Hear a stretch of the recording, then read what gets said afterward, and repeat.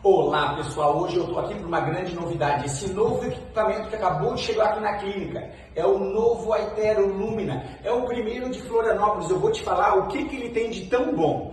É um equipamento que faz esse escaneamento bucal 3D de maneira mais rápida, precisa e com muitas novas funcionalidades, como detecção de cárie aprimorada, melhor escaneamento não só para ortodontia, mas para restaurações, próteses, implantes. Então ele é fantástico.